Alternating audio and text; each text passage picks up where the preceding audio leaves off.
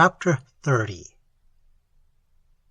To criticize, deny, perhaps to sneer, is no very difficult or uncommon function of the mind, and the story, as I first heard him tell it, lying there in the grass beyond the Serpentine that summer evening, roused in me, I must confess, all of these very ordinary faculties.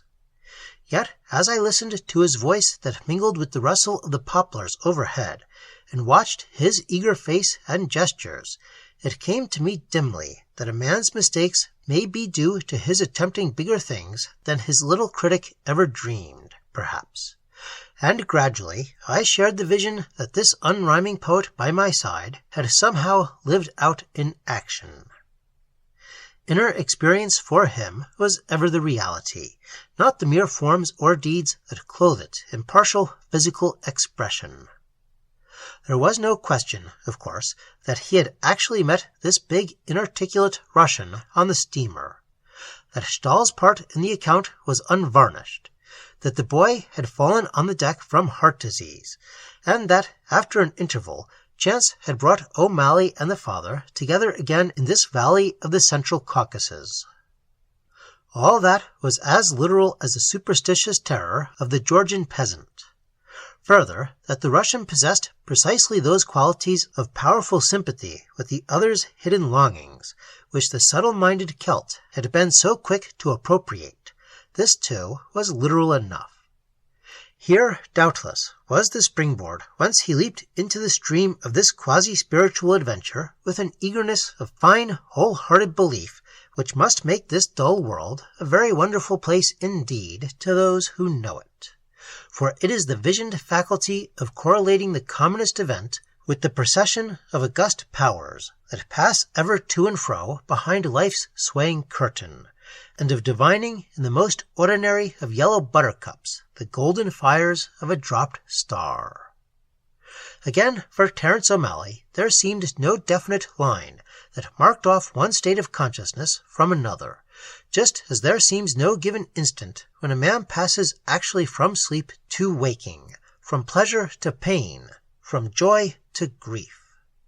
There is, indeed, no fixed threshold between the states of normal and abnormal consciousness.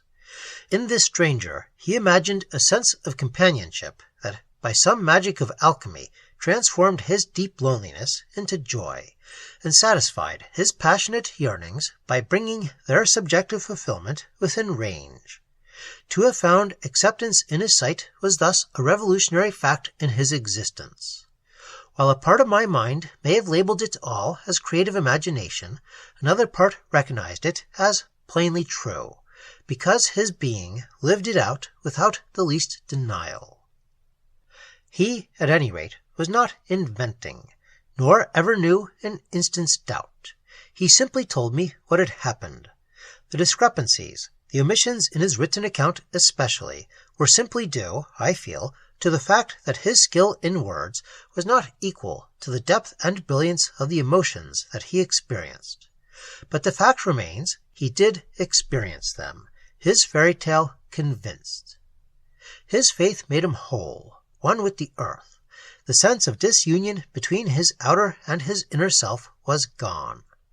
And now, as these two began their journey together into the wilder region of these stupendous mountains, O'Malley says he realized clearly that the change he had dreaded as an inner catastrophe simply would mean the complete and final transfer of his consciousness from the without to the within. It would involve the loss only of what constituted him a person among the external activities of the world today. He would lose his life to find it. The deeper self thus quickened by the stranger must finally assert its authority over the rest. To join these ervelt beings and share their eternal life of beauty close to the earth herself, he must shift the center. Only thus could he enter the state before the fall, that ancient garden of the world soul, walled in so close behind his daily life, and no deliverance from the discontent of modern conditions that so distressed him. To do this temporarily, perhaps, had long been possible to him, in dream, in reverie, in those imaginative trances when he almost seemed to leave his body altogether. But to achieve it permanently was something more than any such passing disablement of the normal self. It involved, he now saw clearly, that which he had already witnessed in the boy, the final release of his double in so-called death. Thus, as they made their way northwards, nominally toward the mighty Elbruz and the borders of Swanitia, the Irishman knew in his heart that they in reality came nearer to the garden long desired, and to those lofty gates of horn and ivory that hitherto he had never found, because he feared to let himself go. Often he had camped beneath the walls, had smelt the flowers, heard the songs, and even caught glimpses of the life that moved so gorgeously within. But the gates themselves had never shone for him, even against the sky of dream, because his vision had been clouded by alarm. They swung, it seemed to him before, in only one direction, for those who enter. He had always hesitated, lost his way, returned. And many, like him, make the same mistake. Once in, there need be no return, for in reality the walls spread outwards, and enclose the entire world. Civilization and humanity, the man of smaller vision, had called out to him as passwords to safety.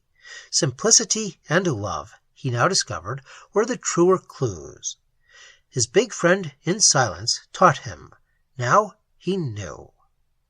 For in that little hamlet their meeting had taken place in silence. No actual speech had passed. "You go, so?" the Russian conveyed by a look, and by a movement of his whole figure, indicating the direction. And to the Irishman's assenting inclination of the head, he made an answering gesture that merely signified compliance with a plan already known to both. "We go, together then." And there and then they started side by side. The suddenness of this concerted departure only seemed strange afterwards when O'Malley looked back upon it. For at the time it seemed as inevitable as being obliged to swim once the dive is taken. He stood upon a pinnacle whence the lesser details were invisible. He knew a kind of exaltation, a loftier vision. Small facts that ordinarily might fill the day with trouble sank below the horizon then. He did not even notice that they went without food, horse, or blankets. It was reckless, unrestrained, and utterly unhindered, this free setting forth together. Thus might he have gone upon a journey with the wind, the sunshine, or the rain. Departure with a thought, a dream, a fancy could not have been less unhampered. The only detail of his outer world that lingered, and that already sinking out of sight like a stone into deep water, was the image of the running peasant. For a moment he recalled the picture. He saw the man in the act of stooping after the fallen bashlyk. He saw him seize it, lift it to his head again. But the picture was small, already very far away. Before the bashlyk actually reached the head, the detail dipped into the mist and vanished.